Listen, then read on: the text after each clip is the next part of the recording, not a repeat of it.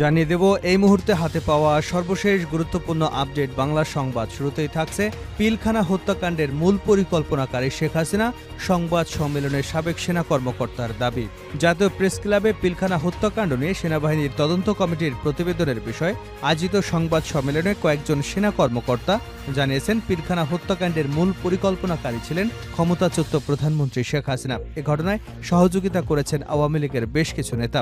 এছাড়া প্রধানমন্ত্রীর নিরাপত্তা বিষয়ক উপদেষ্টা মেজর জেনারেল তারিক আহমেদ সিদ্দিকীকেও পিলখানা হত্যাকাণ্ডের জন্য দায়ী করা হয়েছে। প্রিয় দর্শক, এই পিলখানা হত্যাকাণ্ডের বিষয়ে কে কে দায়ী ছিলেন তাদের বিষয়ে বিস্তারিত একটি প্রতিবেদন আমাদের হাতে এসেছে, আপনাদের সামনে উপস্থাপন করছি, সঙ্গেই থাকুন।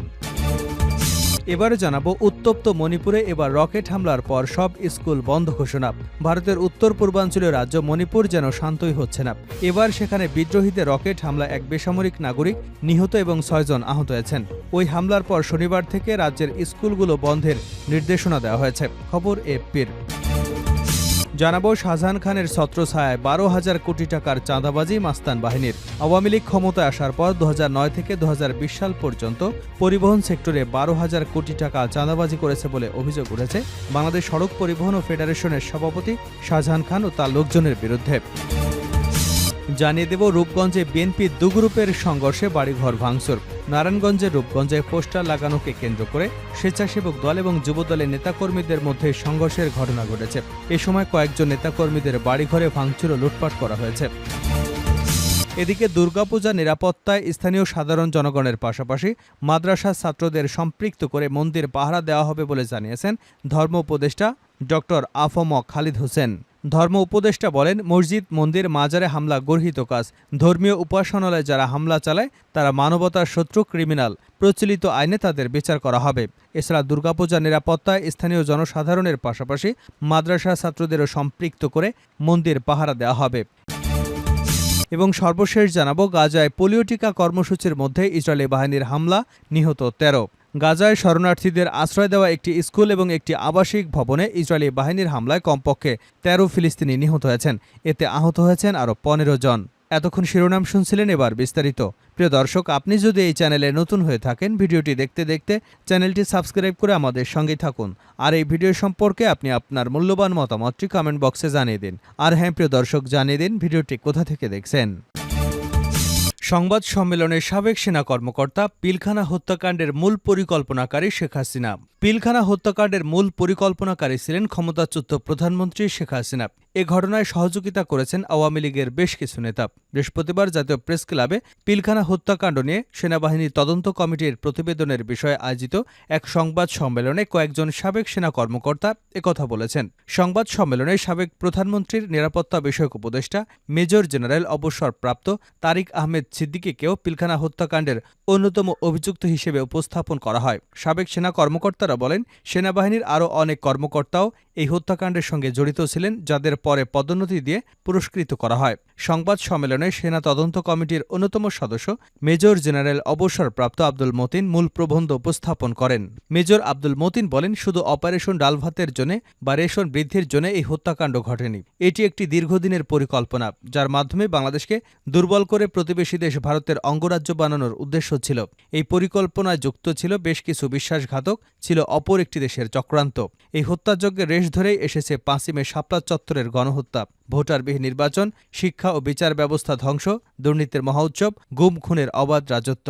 পিলখানা হত্যাকাণ্ডের ঘটনায় অনেকে চাকুরি হারিয়েছেন, অনেকে পদোন্নতি বঞ্চিত হয়েছেন। সঠিক তদন্তের মাধ্যমে এই হত্যাযজ্ঞের বিচার না করা হলে এবং দোষীদের দৃষ্টান্তমূলক শাস্তির আওতায় আনা না হলে ছাত্র আন্দোলনের মাধ্যমে পাওয়া নতুন স্বাধীনতা সার্থক হবে না। বিডিআর হত্যাকাণ্ডের আগে 13ই ফেব্রুয়ারি রাত 9টায় রাজধানীর বনানীতে আওয়ামী লীগ নেতা শেখ সেলিমের বাসায় বিডিআরের DAD Habib, DAD Jalil, lance naik Rezaul, havildar Monir, সিপাহী সেলিম, কাজল, শাহাবুদ্দিন, একরাম, আয়ুব, মঈন, রুবেল, মাসুদ, শাহাদাত এবং জাকির বৈঠক করেন। এর আগে ও পরে বিডিআর সদস্যরা বেশ কয়েকটি বৈঠক করেন। সুবেদার গোফরান মল্লিক নবীন সৈনিকদের উদ্দেশ্যে উস্কানিমূলক বক্তব্য দেন।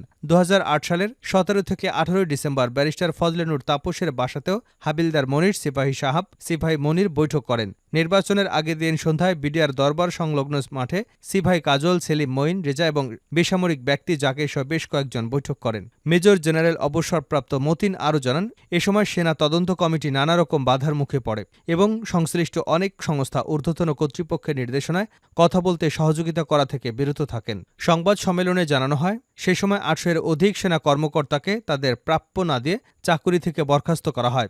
এখনও চাকুরির বয়স থাকলে চাকুরিতে তাদের পুনর্বহালের দাবি করেন তারা। সাবেক সেনা কর্মকর্তারা বলেন, সরকার তখন প্রহসনমূলক বিচারের মাধ্যমে বিডিআর সদস্যদের সাজা দেয়। উত্তপ্ত মণিপুরে এবার রকেট হামলার পর সব স্কুল বন্ধ ঘোষণা। ভারতের উত্তর পূর্বাঞ্চলীয় রাজ্য মণিপুর যেন শান্তই হচ্ছে না। এবার সেখানে বিদ্রোহীদের রকেট হামলায় এক বেসামরিক নাগরিক নিহত, ৬ জন আহত হয়েছেন। এ হামলার পর শনিবার রাজ্যের স্কুলগুলো বন্ধের নির্দেশনা দেওয়া হয়েছে। খবর এএফপির। ২০২৩ সালের মে মাস থেকে জাতিগত সহিংসতায় রণক্ষেত্র হয়ে আছে মণিপুর। মাঝে পরিস্থিতি কিছুটা শান্ত ছিল, তবে পুরোপুরি স্বাভাবিক হয়নি কখনোই। ইম্ফল উপত্যকায় সংখ্যাগরিষ্ঠ হল মেইতেই জাতিগোষ্ঠী। তারা সম্প্রতি দাবি তুলেছিল তাদের তফসিলি উপজাতির স্বীকৃতি দিতে হবে, কিন্তু এই দাবির বিরোধিতা করে স্থানীয় কুকি, জো আদিবাসীরা। এনে দুপক্ষের মধ্যে ব্যাপক সহিংসতা ছড়িয়ে পড়ে। তফসিলি উপজাতি ইস্যুর পাশাপাশি সংরক্ষিত জমি এবং জরিপ নিয়েও উত্তাপ ছড়িয়েছিল মণিপুরে। এই সহিংসতায় পর্যন্ত প্রাণ হারিয়েছেন কয়েকশো মানুষ। স্থানীয় সরকারের এক বিজ্ঞপ্তিতে বলা হয়েছে যে শনিবার রাজ্যের সব স্কুল বন্ধ থাকবে।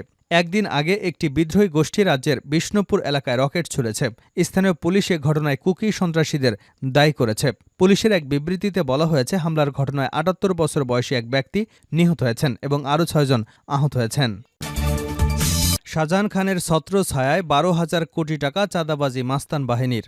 আওয়ামী লীগ ক্ষমতায় আসার পর ২০০৯ থেকে ২০২০ সাল পর্যন্ত পরিবহন সেক্টরে ১২,০০০ কোটি টাকা চাঁদাবাজি করেছেন বলে অভিযোগ উঠেছে বাংলাদেশ সড়ক পরিবহন ও শ্রমিক ফেডারেশন সভাপতি শাহজাহান খান এবং তার লোকজনের বিরুদ্ধে। এছাড়া বাংলাদেশ সড়ক পরিবহন শ্রমিকদের ছত্রছায়ায় গত ৪ বছরে ৬,০০০ কোটি টাকারও বেশি চাঁদাবাজি হয়েছে। সড়ক পরিবহনের সংগঠন পরিচালনা ব্যয় সংক্রান্ত নির্দেশিকা প্রণয়ন করে এই চাঁদাবাজিকে বৈধতাও দেওয়া হয়েছে। অভিযোগ আছে, সড়কে চাঁদাবাজিকে প্রাতিষ্ঠানিক রূপ দিয়েছে বাংলাদেশ সড়ক পরিবহন শ্রমিক ফেডারেশনের সভাপতি শাহজাহান খান। ফেডারেশনের অন্তর্ভুক্ত ২৪৯ শ্রমিক ইউনিয়নের মাধ্যমে চাঁদা তোলা হয়। এর একটি বড় অংশ নিয়মিত গেছে শাহজাহান খানের পকেটে। ফেডারেশনের শীর্ষ নেতা হওয়ার সুবাদে পরিবহন মালিক সমিতির অপর প্রভাবশালী নেতাকে সঙ্গে নিয়ে সড়ক থেকে কোটি কোটি টাকা চাঁদাবাজি করেছেন। তার ছিল মাস্তান বাহিনী। এ বাহিনীর কাছে বছরের পর বছর জিম্মি পরিবহন মালিকরা। বিগত সময় বিএনপির নির্দলীয় তত্ত্বাবধায়ক সরকারের দাবিসহ অন্যান্য দাবিতে বৃহৎ পরিসরে আন্দোলনের ডাক দিলেই বন্ধ হয়ে গেছে সড়কে যান চলাচল। এর নেপথ্যেও ছিলেন এই শাহজাহান খান।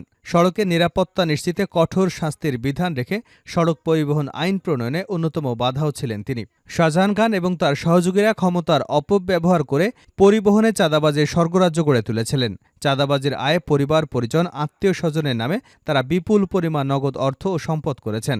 বর্তমান অন্তর্বর্তীকালীন সরকারের প্রধান উপদেষ্টার কাছে আমাদের আবেদন, অনতিবিলম্বে তদন্ত করে এসব অবৈধ সম্পত্তি জব্দ করে রাষ্ট্রীয় কোষাগারে জমা দেওয়া হোক। রূপগঞ্জে বিএনপির দু গ্রুপের সংঘর্ষ, বাড়িঘর ভাঙচুর। নারায়ণগঞ্জের রূপগঞ্জে পোস্টার লাগানোকে কেন্দ্র করে স্বেচ্ছাসেবক দল, যুবক দলের নেতাকর্মীদের মধ্যে সংঘর্ষের ঘটনা ঘটেছে। এ সময় কয়েকজন নেতাকর্মীর বাড়িঘরে ভাঙচুর ও লুটপাট করা হয়। শুক্রবার রাতে উপজেলার কয়েতপাড়া ইউনিয়নের ইসাখালী এলাকায় ঘটনা ঘটে। প্রত্যক্ষদর্শীরা জানান, শুক্রবার রাতে উপজেলা স্বেচ্ছাসেবক দলের সদস্য সচিব আলী আহমেদের লোকজন উপজেলা যুবদলের সদস্য সচিব বাবুলের লাগানো পোস্টার ছিঁড়ে ফেলেন। পরে উপজেলা যুবদলের সদস্য সচিব বাবুলের নেতৃত্বে একটি দল উপজেলা স্বেচ্ছাসেবক দলের সদস্য সচিব আলী আহমেদের একটি বাইকে আগুন দেয় এবং তার মালিকানাধীন একটি প্রাইভেট কারে ভাঙচুর চালায়। পরে যুবদল এবং স্বেচ্ছাসেবক দলের নেতাকর্মীদের মধ্যে দফায় দফায় সংঘর্ষের ঘটনা ঘটে। সংঘর্ষের সময় উপজেলা ছাত্রদলের যুগ্ম আহ্বায়ক কামরুল হাসানের বাড়িঘরে হামলা চালিয়ে ব্যাপক ভাঙচুর ও লুটপাট চালায়। হামলাকারীরা তার বাসায় থাকা স্বর্ণালংকার, মালামাল লুট করে নিয়ে যায়। রূপগঞ্জ উপজেলা ছাত্রদলের যুগ্ম আহ্বায়ক কামরুল হাসান বলেন, বিএনপির প্রতিষ্ঠা বার্ষিকী উপলক্ষে বিভিন্ন জায়গায় পোস্টার লাগাই শুক্রবার রাতে উপজেলা স্বেচ্ছাসেবক দলের সদস্য সচিব আলী আহমেদ লোকজন ইসাখালী এলাকায় বাজারে লাগানো পোস্টার ছিঁড়ে ফেলেন। এর প্রতিবাদ জানালে তারা আমাদের বাড়িঘরে হামলা ও ভাঙচুর ও লুটপাট চালায়। তিনি বলেন, তারা আমার বাড়িতে থাকা স্বর্ণালংকার লুটপাট করে নিয়ে গেছে। মালামাল ভাঙচুর করে ক্ষতি সাধন করেছে প্রায় ৮ থেকে ১০ লাখ টাকার। শেষ করছে আন্তর্জাতিক সংবাদ দিয়ে। গাজায় পোলিও টিকা কর্মসূচির মধ্যে ইসরায়েলি হামলা, নিহত ১৩। গাজায় পোলিও টিকা কর্মসূচির মধ্যেও হামলা অব্যাহত রেখেছে ইসরায়েলি বাহিনী। গাজায় শরণার্থীদের আশ্রয় দেওয়া একটি স্কুল এবং একটি আবাসিক ভবনে ইসরায়েলি বাহিনীর হামলায় কমপক্ষে ১৩ ফিলিস্তিনি নিহত হয়েছেন। এতে আহত হয়েছেন আরও অন্তত ১৫ জন। স্থানীয় সময় শনিবার সকালে হামলা চালানো হয় বলে ফিলিস্তিনি কর্তৃপক্ষের সরকারি বার্তা সংস্থা ওয়াফা জানিয়েছে। নিহতদের মধ্যে অন্তত ৮ জন উত্তর গাজার জাবালিয়ায় হালিমা আল সাদিয়া স্কুলের শরণার্থী তাঁবুতে ছিলেন। ইসরায়েলি সেনাবাহিনীর এক বিবৃতিতে বলেছে, তারা হামাস কমান্ডো এবং নিয়ন্ত্রণ কেন্দ্রের ভেতরে কাজ করা সন্ত্রাসীদের উপর একটি সুনির্দিষ্ট হামলা চালিয়েছে। একটি কম্পাউন্ডের ভেতরে এমবেড করা হয়েছে। এটি গাজায় হালিমা আল সাদিয়া স্কুল হিসেবে কাজ করেছিল।